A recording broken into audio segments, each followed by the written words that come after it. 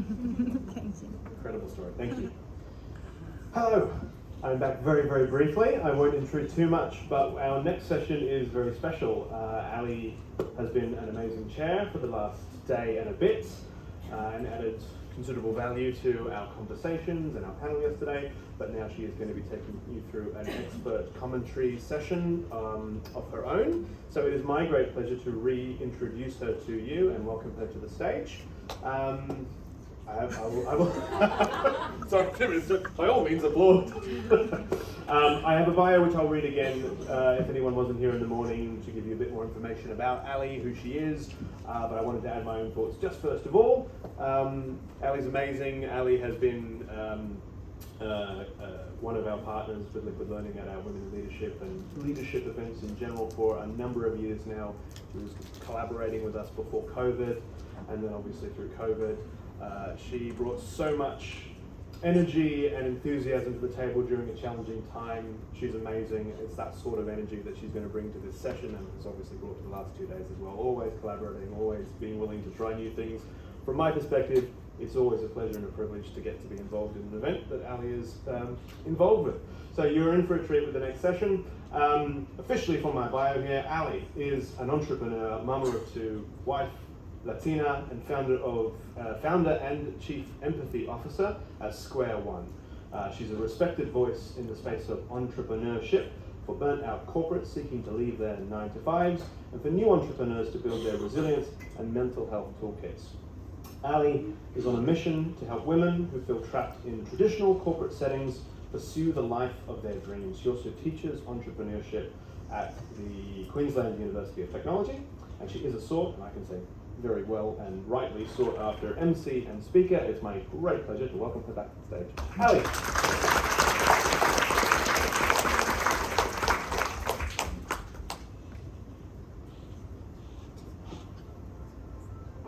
It's good to be uncomfortable, and it's good to push yourself beyond that zone where you want to stay, because that's the only way to get to where you want to be, essentially. Josh would be an ultra brave, climbing up the pole. He's like me, scared of heights.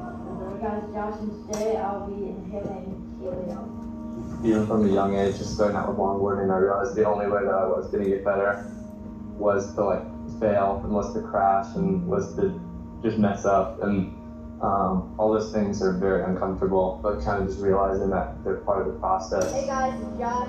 Today I'll be teaching you how to slide on a longboard. I used to mountain bike a lot with my dad. That actually helped just a lot with the progression of everything I do now. But then also I had a little parkour phase in 5th grade, just jumping off and stuff. But I mean, height still, just longboard, skydiving, cliff jump, which like everything else I like doing. I think the daredevil aspect played a role into getting in and stuff, and just the adrenaline, always been kind of hooked on that. Did this hike all the way down there with a broken ankle. The only time it's a failure is if you don't try at all. I think that's the only time you can truly fail. We made it to the top. How many people have these goals and dreams and aspirations that they want to achieve, but they never even take a shot? My name is Josh Neuman. I am a 22-year-old professional downhill skateboarder, adventurer, filmmaker. I am from Charlotte, North Carolina, born and raised. In my junior year of UNC, I made the decision to drop out and pursue what I was doing full-time with professional longboarding, content creation, as well as freelance filmmaking.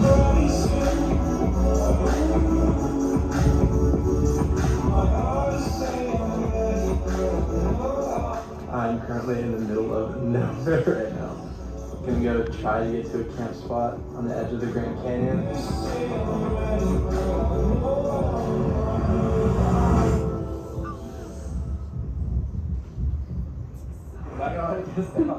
We're killing it. A lot of the times, when I'm skating around, I am pretty scared, but it's also good for you to get out of the comfort zone and push yourself to get over that fear and face it. Because then once you do face it, you succeed with it. It's probably one of the most fulfilling feelings you can get. Excited? I'm so scared. My goal is to start a nonprofit within the next 5 years. Try to do more charitable stuff, and I have a clothing line launching soon that's actually going to be all for charity. And the goal is to have a big charity that can, change lives all around the world. The key to living a happy life and a fulfilling life is having something you're passionate about. Whatever you're choosing your career or career path, just make sure you're choosing it because you wake up Monday morning ready to go to work, not, oh shit, it's Monday again, right? What's up, everyone? Just a little reminder, get outside your comfort zone, do something that scares you, live life to the fullest. And that's kind of the way I like to look at it. Alrighty. 3, 2, 1.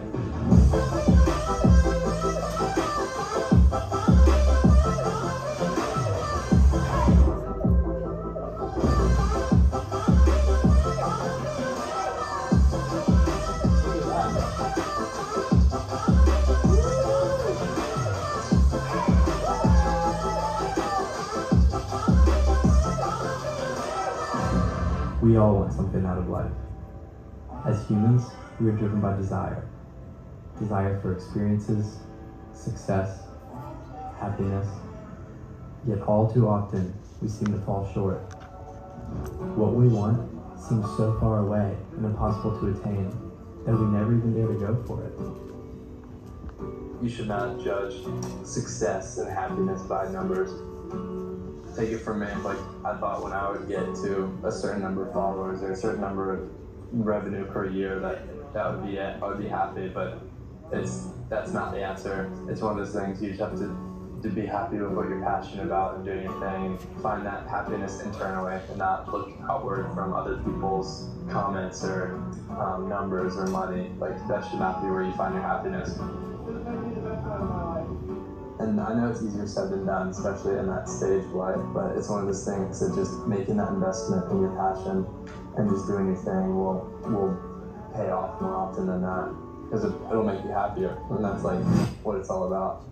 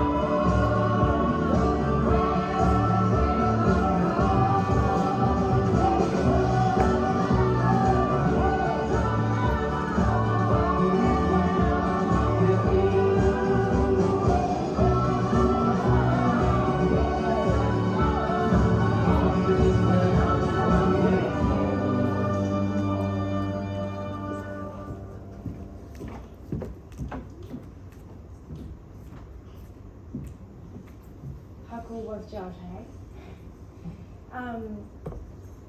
Josh and I never met. In fact, we exchanged a few messages on Instagram, and I always regret not ever asking to be interviewed on one of my YouTube episodes. And so, what I thought I would do today is to honor Josh, and I will share with you 3 categories. Just give me a moment.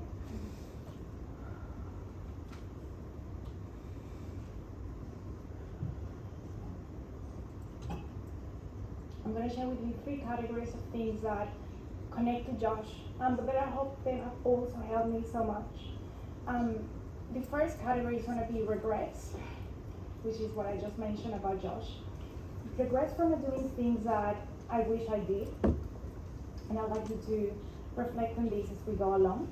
I also want to talk as number 2 topic here is really how my childhood, the societal norms, and my lineage, the lineage of women in my family have shaped who I have become.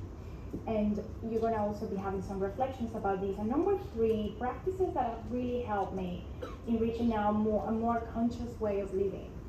but also helped me managing quote unquote difficult and quote unquote challenging times and circumstances, for me to ultimately live a much more fulfilled and meaningful life. I want to start by saying that in the world of regrets, which is the first category I wanted to talk to you, when I was 21 years old, it was my dream to be on TV. I wanted to be on news shows. I wanted to be famous. It was such a thing that I had growing up. I don't know if it's because in Venezuela we have such a big number of women making it to the Miss Universe and Miss World. It is a thing, ladies, I swear. Like you literally growing up doing like these little pageants with your friends. It's just so weird now reflecting back. But I really wanted to do it. I really felt that there was something within me that wanted to show up and turn up in front of people. Even though I was a shy, introverted kid, like such a weird combination. But upon graduating from mass media communication, I decided to choose a much more practical path. And I started working in marketing and communications at the time for Siemens, which is a very global Germany company that they do all things from technology to trains. I remember I had a little stint of enthusiasm and I went for this casting. At the time, MTV was going to be launching MTV in Venezuela, and they were looking for someone to be essentially the host of this show.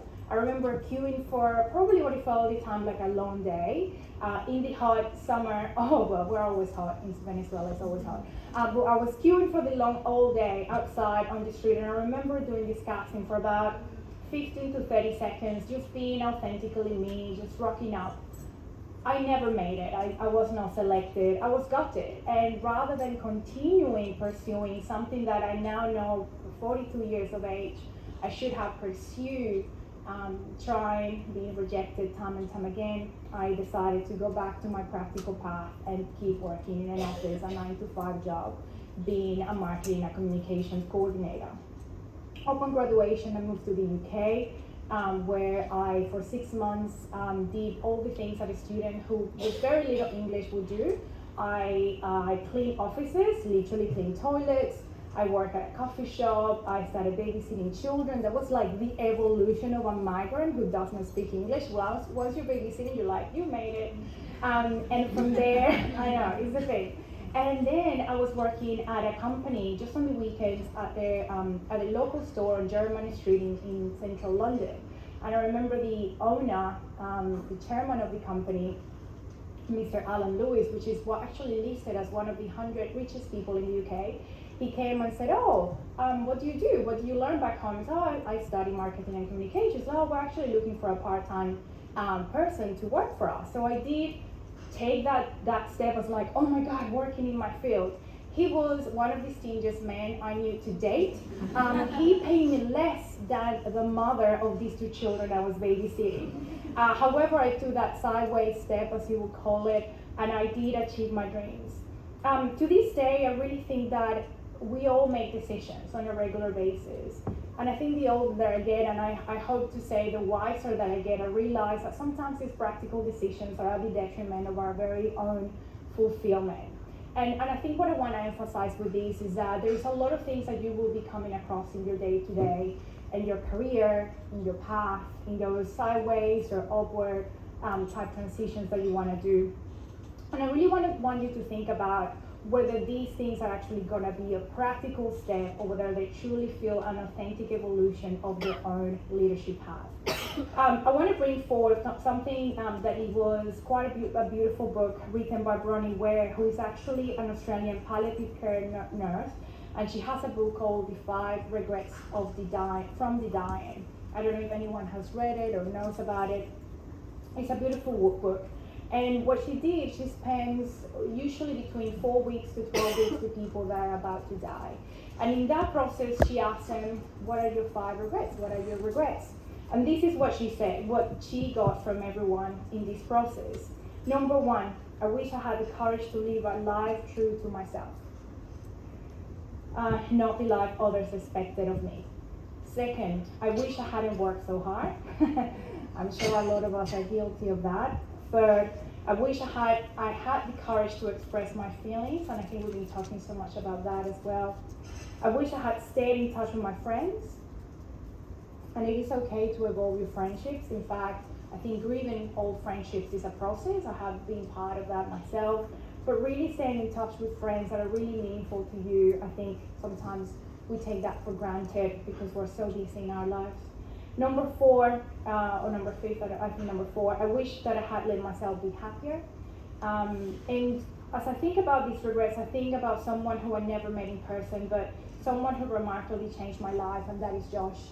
When I think about these regrets, I really truly to this day think about it, and I truly believe that it's probably by far one of the biggest regrets I've ever had, of not actually speaking to him. But just like you, I've made so many quote-unquote mistakes that I cannot go back in time. So I cannot really get stuck in this feeling. It's like, I cannot do it. My life continues, and I just need to embrace the lessons from these experiences. And I think that's something that we can all do. How can we embrace the lessons learned from these moments of regret? Because we all have them in one way or another.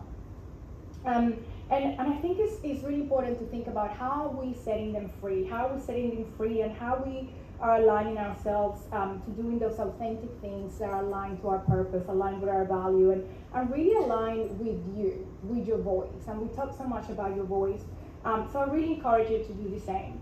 A great way to do this is to see a future version of self, and ask that future version of self, what would I do today to move towards my dream or my desired goal? I do this daily. It's in fact a takeaway that if you want to take home, you can put it in a little bag, and I put a little invisible ribbon on the top with a Sharpie written Ali and a little heart. That's my gift to you. But if you think every morning when you wake up, not the night before, but the day of, and you wake up and you will say, what would my future version of myself do today? What would she do? Not what she will do, but already that future version. What did she did in this moment that you are in the present? And you will get a hint or two of things that you can take as an action. And it is incredible what that can do to your life, because it's not reframing you in a space of what's happened or what is really the chaos or the quote-unquote challenges that you're facing, but really looking at that incredible version of yourself that perhaps has done the things that you might not in this moment feel the courage to do. What will she do? What will she do instead? And this is something that I really encourage you to do every day, and really you will see the unimaginable success that is going to come your way. Number 2, which is something I really want to talk about, and it's really dear to me, and I am mindful that maybe these might not resonate with a lot of you, but I'm going to come from different angles, and I really want to say as well that when I was in my 20s and my 30s, this was not something that I ever thought about. It sort of really hit me not long ago, and I want to share with you how my childhood and the societal norms and the lineage in my family, especially of the women in my family, shape who I would become, and how this could apply to you as well. As a child, I always felt like my voice didn't matter.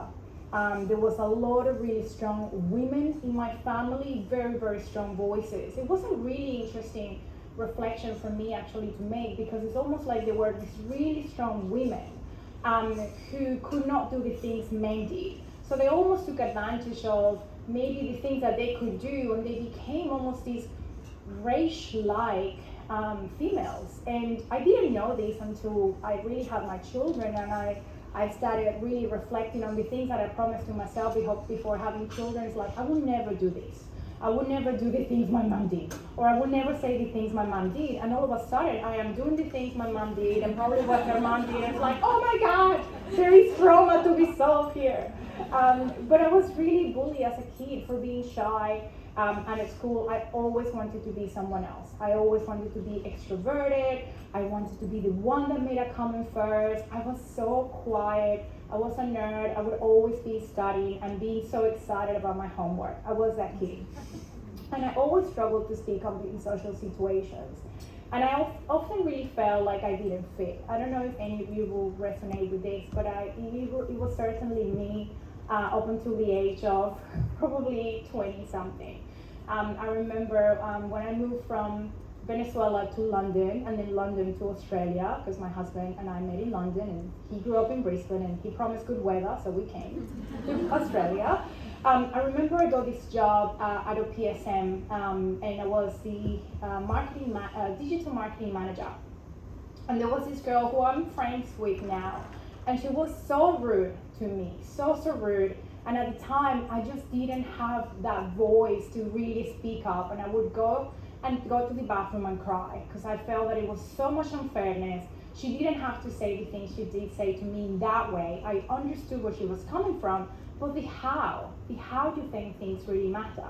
So I really didn't develop this voice until later on in my life. And even when I moved to the UK, I could if I take you back in time, I moved to the UK, I felt the pressure to really fit with the culture, but also struggling to hold on to my Latin roots. I didn't know who I was.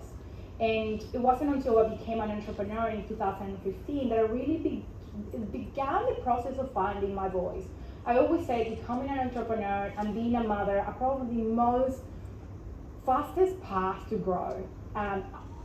You might agree or disagree with this, but for me personally, after climbing the corporate ladder for over almost 20 years, I kind of felt that definitely entrepreneurship and motherhood did that for me. And it was really when I started having these experiences in my business that I began to realize that my Latin heritage was something to be proud of and not be ashamed of. I started to really incorporate my culture into my work when I speak on stage, aka the Venezuelan way, if we do that, right? Which helped me connect with others on a deeper level. Then something really happened. It wasn't until I decided to launch my podcast, which is actually going to be launched in the next couple of months, that I had to face hundreds of years of collective trauma around the voices of women in my lineage who could not speak up. That really paralyzed me and froze all the progress that I have made today. It's almost like this wall of collective lineage trauma just sort of hit me. And I know trauma could be a big word, and I don't want to use it loosely. It could be a small trauma, little trauma. But if you think about it, my grandmother, when she was with my grandfather, who was actually a beautiful man, she wanted to be an entrepreneur herself. She wanted to launch a business. She never went to school, so I think she finished grade 3 or something at primary school. But she was really good with numbers for whatever reason. She was really good, very strong. My grandfather never let her to do that. And so when I stand here, I really think about her, and when I think especially about my grandmother and her mother and my own mother, I also really had to think of what would these voices want me to do? What would they want me to take? What steps would they want me to take in order to really break a lot of these societal lineage trauma that really existed? And really to protect ourselves, from that shame to fit in, and rather than really thinking about I need to fit in, I need to use my voice, actually feeling that you are one person in your lineage, being the one representing probably hundreds of women in your lineage who did not have the opportunity to do what you had to do in this moment. So it wasn't until I decided to do some digging in my purpose. In fact, I went through like a 21-day purpose course. It was really helpful. That really gave me the guidance to heal my own trauma, open my own vulnerabilities, and finding my true passion. Something that I've noticed probably in the last couple of years is that I just have these moments of deep healing that I for a lot of you will feel really, really challenging, and for me they have felt really challenging.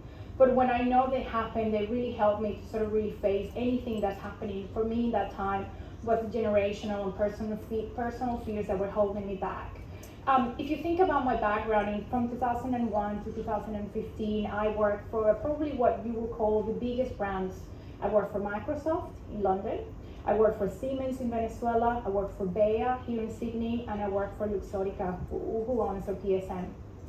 I've also started my business as an innovation and human-centered design consultant in 2015, and I really truly thought that happiness was getting that job, getting that salary, working 9 to 5, showing up very early in the office and leaving really late. That was success for me. Like, that's what I had to do. That's what my parents did. That's what my parents told me to do.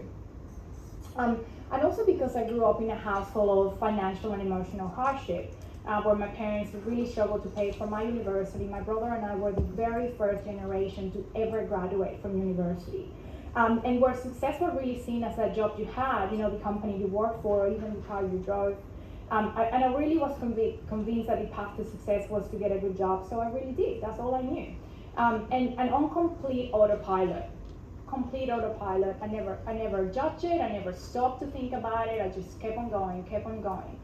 And one day I realized I was really miserable and really unfulfilled. It was playing up with my health. It was playing up with my mental health. It was playing up with my relationships. And I knew that something really needed to change.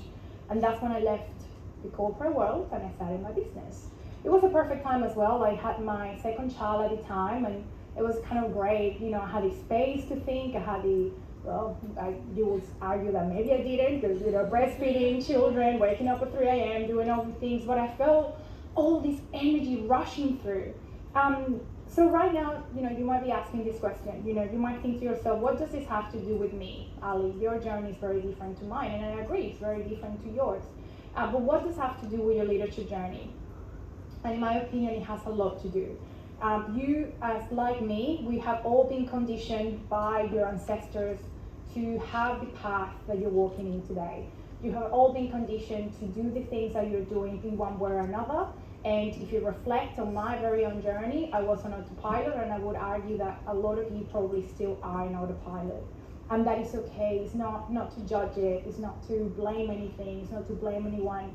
Everyone behind us in our generation, in our lineage, have done the best they could with what they had. So it's really for us to always think about what is the best I could do with what I have. So a couple of things I really like to say, how you can really start this journey is really listening to your intuition. Intuition is not fluffy, it's not woo-woo. Intuition is actually connected to a part of your brain called the basal ganglia. The basal ganglia is one of the most primitive parts of your brain, and it connects to your stomach. Have you ever walked into a room where maybe someone has had an argument, or someone has said something about you, or I don't know, something feels off and you feel it? So that is your gut, that is your intuition. And this is actually called in psychology as well congruent. So when something is not congruent, aka I'm walking into this room or my partner, God forbid, is cheating on me, something is not congruent, something feels off. Do not miss this feeling. Do not put it away. I swear to God, it's telling you something. Just ask for information. Just keep on asking, what does this mean? And something will come your way. I also want to say that I really want you to notice what desires pop up in your head all the time, because desires are there for a reason. When you dream of maybe taking a big holiday, or having that big role in your career, or maybe stepping into, or having someone as a mentor, that desire exists for a reason. It's not fate. It's actually something that is meant to be done, or is meant to be pursued. And I really want you to think about that, because if you're, there is an incredible author called, who wrote it? I forget the name. But Bob Proctor, who passed away last year, he was a big, prolific personal development guru, and he always said, if it exists in your head, it can exist in your hands. So I think that is a beautiful way to say that. And also, the other thing I want to say, that accepting some decisions that you've made, like me, that are aligned with your purpose, but if they're not aligned with the practicality of what you're doing on a regular basis, it's really important for you to think about as well. If you're living a practical life, and I think a lot of us are, you got bills to pay, you got kids to send to school. I've got 2 children in private schools. I can tell you, if one of us loses our job, oh my gosh, we are in trouble. We got a way of living a practical life. And I really want you to think about that, because even though, yes, you have commitments, I tell you, if you continue living this way, something will really turn out in your body, in your mind, and in your spirit. So how can we move forward from this? And I really want you to think about 2 things. Number one is that you're probably the first person in your lineage to actually be the one talking about mental health and well-being. Do you think of your mom or your grandmother talking about mental health and well-being? No, it wasn't a thing, right? It was all about, in my family, it was all about cooking, cleaning, doing the things at home. My mom worked, and that was a big thing for her, and she loved that job, and it wasn't very good for her. for her mental health. In fact, but there was no information, there was no resources really as much as they exist right now. So I really want you to honor this and have that sense of privilege. And I want you to think about it this way, because a lot of the times you might think like, oh my gosh, this is happening for me, and a lot, it might feel like you're in this chaos, in this bubble of darkness. But I really want you to think of the honor and the privilege that you have, that people or women in your generation ever did. So we're healing wounds that they could not heal, and this could look like a dream for many women in your generation, but in your lineage, you actually live in the dreams that they had. So I really want you to think about that. So this really takes me to practices that have really helped me reach a more conscious way of living. And with this, there's a couple of things that have really helped me managing these quote unquote difficult and challenging situations or circumstances that have sort of shaped me to live a more fulfilled and meaningful life. And I would like to share a couple of things about me personally. And if you follow me on social media and Instagram, I always talk about my life quite openly, and even on LinkedIn, I'm quite open. But my nervous system is often unregulated. What that means in plain English, my heart rate is up quite dramatically, very often. My mom's pregnancy my mom had to be in bed for I think 8 months of her pregnancy, because otherwise she would lose me, and she was very stressed out about it. What it means, and if you look at incredible scientific studies, her cortisol levels were really high at the time. Cortisol levels in pregnancy are passed on to the baby in the womb. What that means, I got this cocktail of cortisol to live with, and that means I will be having higher cortisol levels. If you don't know what cortisol levels are, that's your stress hormone. So when I'm faced with challenges, I will probably get more hyped up about them than someone who do not have these cortisol levels. Yay! Give it to me. So what this really has done in my life is that when I was in the midst of COVID, I remember it was Mother's Day 2020, and my in-laws were coming. My husband was making pizza. He's a very good cook, by the way. He's very good, thank God, because I'm not a good cook. He was making pizza, and I cannot remember what we were talking about, but I was just so unregulated. I was very, very hyped up, and I had my phone in my hand, and next thing I knew, I threw the phone on the ground. Totally, the screen was broken. I had to go to the Apple store with embarrassment, with all my family, my children, asking, "Mommy, where's your phone screen? What's happened?" So nothing, just fell off. Just, very embarrassed. And I didn't know at the time that I actually had started a journey of hormonal imbalances. I did not know this, and you may not know this. Our hormones for women, they regulate about 90% of our organs. This does not happen to men. What happens usually is that we all women, whether you are on pills or those, I don't know what you call them, medics will have great names for this, I forget the name. So those inserts that you put on your arm, which at the time was like, I won't get my period ever if I have that thing on, give it to me now. They're actually one of the worst things that you can do to your body. I didn't know this. Same other things with contraceptive pills. I will tell you more about it separately. This is what the talk is about. But I had this hormonal imbalance where my estrogen levels were really high and my progesterone was really low. I cannot tell you a lot of the details, but what this means, a week or two before around my luteal phase, which is the week before you get your period, I was acting up like a Godzilla. Legit. So do you know that when you have 4 cycles in your period? Yeah, okay. Who doesn't know? Just raise your hand if you didn't know this and you have 4 cycles. I conceived 2 babies. I don't know how I did it. I just knew I needed to get active with my husband around day 11 for about 3-4 days in a row. That's all I knew. And I was like, what is happening? Well, it turned out that I had this hormonal imbalance. I was really playing with mood swings and depression-like symptoms, to an extent also suicidal thoughts. However, even though I've been dealing with this, and what now I understand from a holistic GP, I have something called PMDD. So PMS, which is like you get cramps, your breast might be swollen, maybe you have a lower back, bloated, PMDD is that times 100. And what that is, you would actually just go downhill pretty badly and pretty quickly. I now have scheduled in my calendar what I call become phase. Become phase means a week before my period comes, I let my husband know, poor thing, hey, this is, I'm entering become phase. We don't call it something nasty, because why would I do that? Already what's happening is pretty yucky. So he knows if I'm acting up, and he knows why. So I've also been recently diagnosed with ADHD. So the psychiatrist that I saw, he said, you are a high-functioning ADHD. I was like, that sounds pretty good. I probably don't need medication. He's like, well, you can consider it. To this day, I haven't started medication. And why? I really have chosen to not be defined by any of these conditions. PMDD, ADD, entrepreneur, mom, Latina, they do not define me. I really truly believe that I am pure awareness and consciousness, and I am a spiritual being living in a human body. That's who I am. And because of that, these circumstances have not defined me. And I also really think about something that has really helped me, which is called the law of polarity. Do you know when a lot of things happen, and we've been hearing a lot that you sort of really got to take away the lessons, yeah, and you're like, yeah, of course, makes sense. Why wouldn't I do that? But in the moment, they get so big and so big. That's your primary brain stepping in. And imagine, in my case, my hormones are like playing up.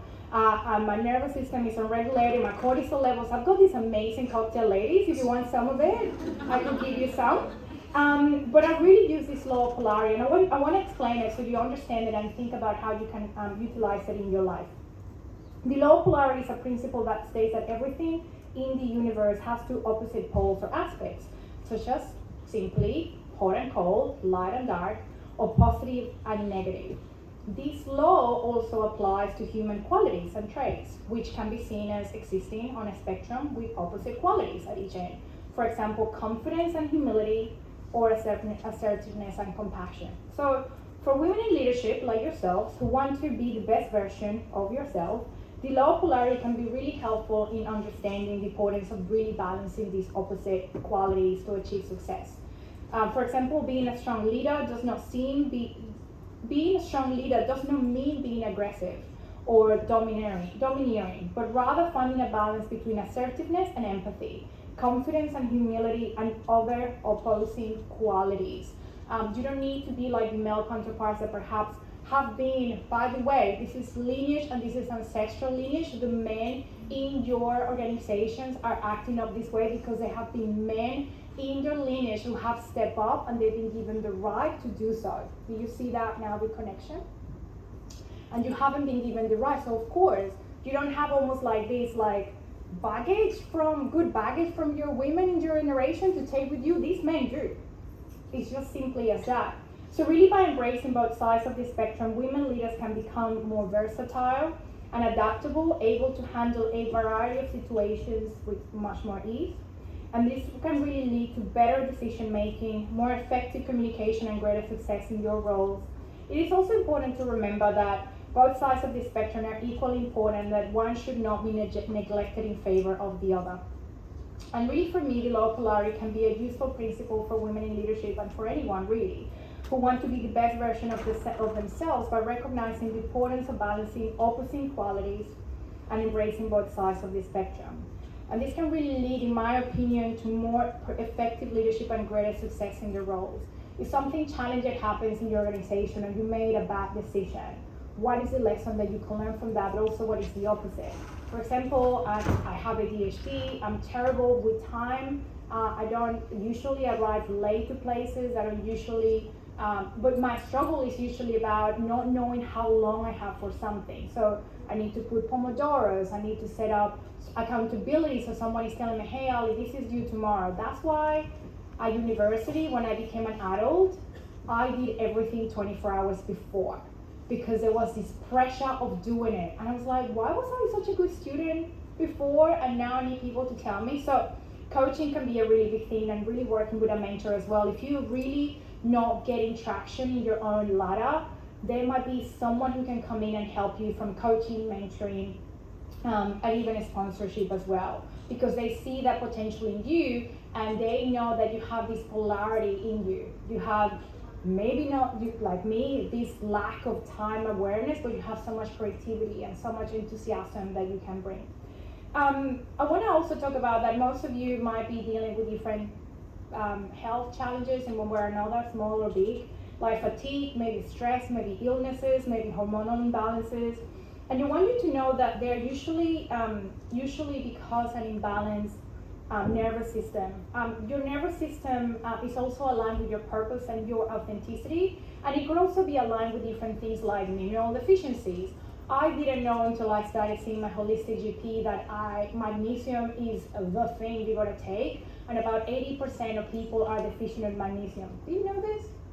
It's a thing. You're gonna go to like Chemist Warehouse and just get a magnesium after this. Seriously, it's like sleep, water, and magnesium. Like, it is a thing. But really obviously work with a professional, of course, to really ensure that you have that incredible brain-gut connection, and really introduce well-being and spiritual practices that can support you. I can give you my list of well-being and spiritual practices that may or may not apply to you, but this talk isn't about telling you what I do in the mornings, what I do in the evening. This is for you to construct your own. I'm more than happy to share more outside or during the breaks. But really, moving my body for me has been really significant as a way to also embrace my feminine. We don't know usually this, I didn't know this until a couple of years ago, where we all have within ourselves masculine and feminine energy. So women like yourself will have masculine and feminine energies. Men will also have masculine and feminine energies. A simple way to put it is like masculine energy is very driven, very logical, very assertive, go, go, go, go, go. And that's where you see a lot of women who are lawyers or working with projects or like really, really intense. They would go home and they will still have this masculine energy, and your partners and your kids like, whoa, just chill, like, just chill. You know, they'll be like, I don't know, they're just the way they talk, their energy is very different. Feminine though is be calmer, be more relaxed, just really taking things with a slowness, with empathy, with creativity. And I just want to really say these ideally need to be balanced, okay? So we need masculine to really have this container when things happen. But if we're continuously working with this masculine energy, what I can personally wholeheartedly admit that I have been predominantly been working with a lot of masculine energy through my career, as I already explained before. Do this right away, be great, da da da, get a job, blah blah blah. I was like, sure, let me do it, I'm doing it, yes, I'm awesome. And then I am replenishing my nervous system. I am not balanced, therefore my nervous system is also imbalanced. So really realize that this is happening is really important. You can also realize that there are some men in your organizations that have this more feminine energy to them. Feminine energy doesn't mean that they are homosexual. That's got nothing to do with that. Feminine is just someone who is just very, very calm, very gentle in how they approach things, but they can also be very assertive. So really having these is very important. So for me, self-care, which is a really incredible component of really moving my body as well as self-care, for me it's not really having a bath on a Friday night after a long week at work, although that is really lovely. Like I did take a bath last night. I was like, this is the best thing. But self-care is really your reaction to your intrusive thoughts. So those thoughts are going to come your way and are going to tell you, you are not ready, you are an imposter, you're not worthy. And that is really coming from a lot of that generational stuff that I mentioned before, but also the own beliefs that you have created and sort of put into your little suitcase.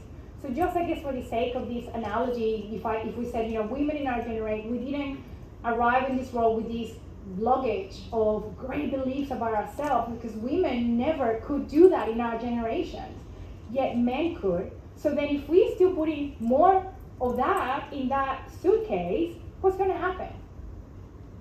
What's going to happen to the women after us? What's going to happen to our little women in our households who are now little children? What's going to happen? Right. So we need to be the ones.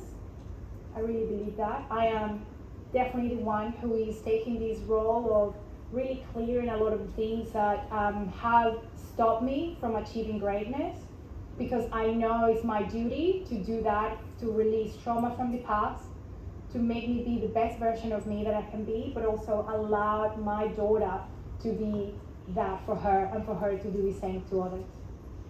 So in seeing your thoughts could be such an impactful way to do it. They're not you, your thoughts are not you, and you're not your thoughts. Can someone tell me how we are on time? What time is it? Because I don't have. Okay, cool, we got 2 minutes. Thank you.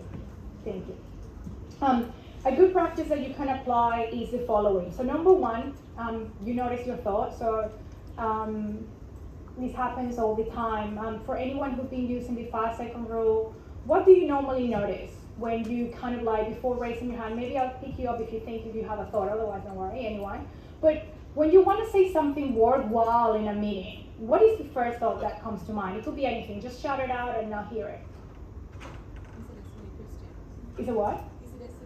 Is it a silly question? That's a huge one. It's a worth saying. What is the point? Yeah? What else? I don't want to interrupt. Yes.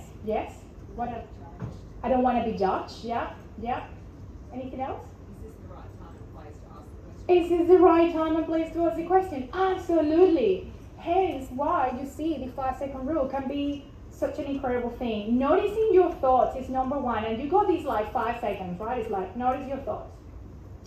But really observe these thoughts with no attachment. What normally happens is that you hold onto these thoughts, and rather, when you do this holding onto the thought, what usually happens is that they do not disappear, they do not dissolve. You're holding them and you're putting them in your suitcase of beliefs, ancestral trauma, blah, blah, blah. So what happens is that energetically really changes you, and then you think in your head that you're becoming your thoughts. So really what I want you to do is observe them with no attachment. And a really good way to do this, which is the third step, is imagine that your thoughts are like a cloud. This is very good, especially I was talking to you about this yesterday. When you meditate, if that's something you do or want to try, but you can almost do this also in the moment. I do this all the time when I'm awake and talking. I noticed the thought as if it was in a little cloud, and it's like you can make it really cute as well. So imagine this thought is like, oh, what's the point? Like, I don't want to waste people's time, which is usually what my thoughts are. It's like, I don't want to waste people's time. Like, is it really what I want to say worthwhile? Like, maybe not. Don't worry, I won't say it. So I put it on a little cloud, and it's like, okay, thank you. And the cloud goes, and it just goes, and then I'm like, gone. I don't become attached. And I know that probably sounds really like, but it could be so simple, and at an energetic level, I swear that this will change your life. You can use the cloud, or you can also use a train station analogy. So imagine you have a train, and imagine that you have your mind or your body is a train station, and you have all these thoughts. I don't remember the number, but I think we have about 3,000 thoughts per hour or something like that. It's pretty crazy. Google it and it will tell you. So imagine you have every thought is a train, and you have all these trains arriving. A train station has limited spots for thoughts, right? So imagine you have all the 3,000 trains. What's going to happen to the train station? It's like it's going to collapse. Trains are going to be hitting each other. Like, it's going to be chaos. So what you can do is that you imagine this train coming, that's the thought, and you imagine the train coming as well, and then you just literally put the thought in the train and just let the train go. Thank you. Bye bye. So you're not really keeping that thought in your train station, and then you just let it leave. You can also say thank you for the thought and just really set it free. It's very simple. I really encourage you to try it, and even throughout the day, and just really see what happens. There's a beautiful book from Don Miguel Ruiz. His book is called The 4 Agreements. Has anybody read it? It's a beautiful book. It's really small as well, so you will really like it. And the 4 Agreement really talks about a code of conduct based on ancient Toltec wisdom that offers a practical guide to personal freedom and happiness. And the 4 agreements are the following. Number 1, be impeccable with your word. Speak with integrity and say only what you mean. Avoid using words to speak against yourself or others. Use the power of your word in the direction of truth and love. Do you know when we're talking about empathy and kindness? I talk about this all the time, but I talk about it from the perspective of, am I being kind and empathetic to myself? Am I holding on to this thought? Am I being loving to myself? Because once you do that with yourself, it's so much easier to do it with other people. On these, I always use something called the three gates, which is called from Buddhism. When you want to say something, and this could even be, I don't know, you're queuing, you're late, and someone jumps in the queue, and they might have, I don't know, maybe an elderly person or a family with a child, but you're still in a hurry, like you gotta go, like they're just disrupting. You can actually choose to say, excuse me, like it's my turn, or you can actually use this, which is it kind, is it important, and is it necessary? Is it kind, is it important, and is it necessary? This could not obviously, this could regulate massively your nervous system and create more space between action and reaction, which is something I personally work on so much because of my hormonal imbalance cocktail. But I really think that when we want to say something to someone, if you know you're coming from a place of ego and your ego is saying something, really wants to say something hurtful, you can just ask, is this kind, is it necessary, is it important? A lot of people are doing this on social media. I've noticed so many trolls leaving nasty comments nowadays on LinkedIn. Like I posted something the other day and someone's like made a comment and then someone else jumped in is like, hey, what's your grammatical errors? It's like, is that kind? Is that important? Is that necessary? Like you gotta go see someone because you are the one dealing with this problem, not this person with the grammatical error. So the second one is don't take anything personally. Nothing others do is because of you. What others say and do is a projection of their own reality, similar to my example of this person on LinkedIn correcting someone else for their typo. There is a projection of their own reality. When you're immune to the opinions and action of others, you won't be the victim of neediness suffering. So you can use the same analogy, the same analogy of the train or the cloud and whatever they say, just put it in the same train. Bye-bye, I don't need you. Don't hold onto it, don't put it in your luggage because you already have a pretty filled up luggage to clean up. The third one is don't make assumptions. Find the courage to ask questions and express what you really, really want. And I think we'll be talking about that so much, where you might not get a promotion or you might not be invited for that leadership retreat when you really thought you deserve it. Like, don't make assumptions. Speak up and say, I want to be there. I would love to be there. What do I need to do to be there?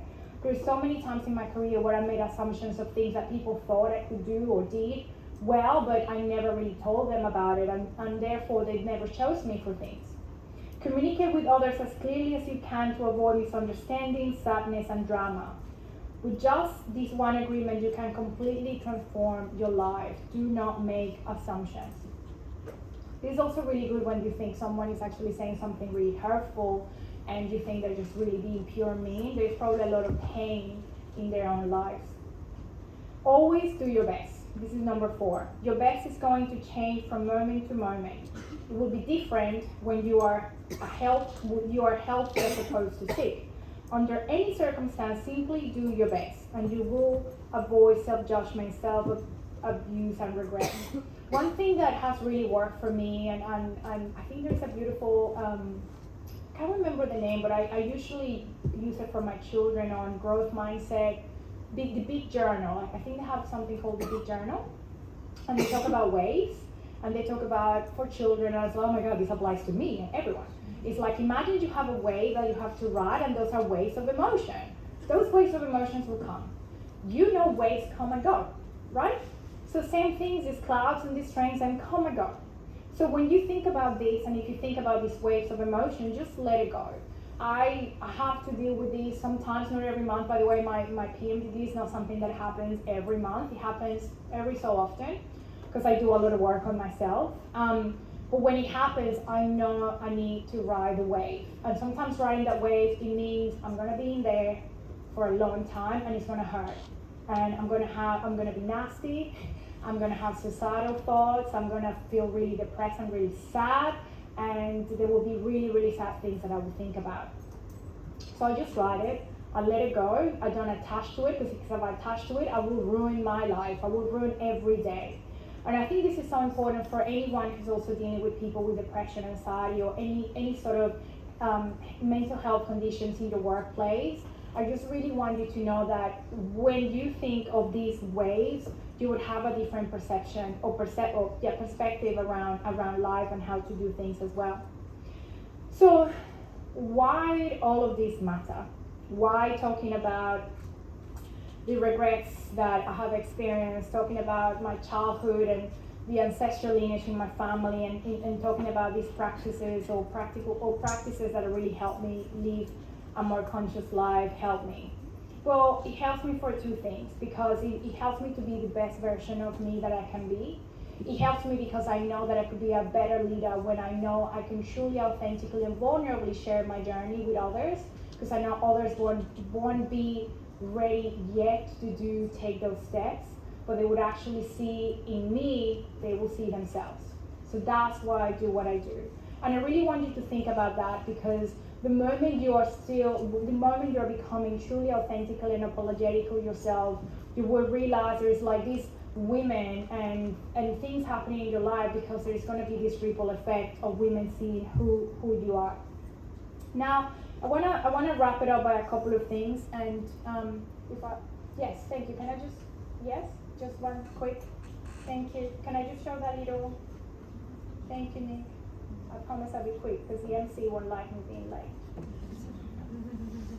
I want to leave from a couple of things from Josh when he passed away that were put on his Instagram.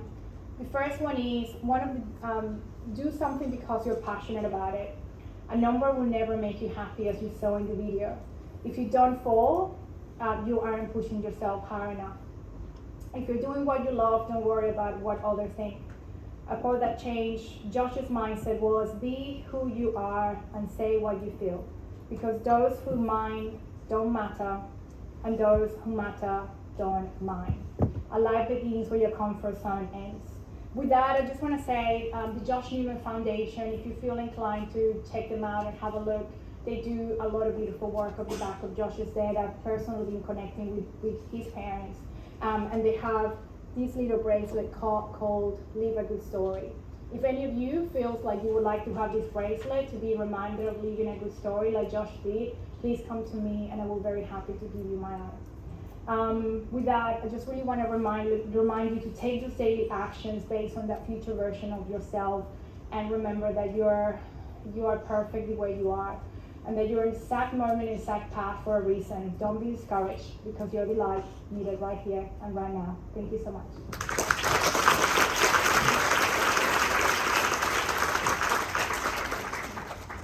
And I believe we're at time. We're at time for lunch. Okay, we're at time for lunch. We don't have questions, but I'll be around, as you know. So please, we will be back for, what time, Nick? I don't have my notes. 1:50. 1:50, we'll be back here. Enjoy your lunch. I want to remind you of the media wall, the survey, hangout, network, but I'll see you here for 1:50. Thank you so much.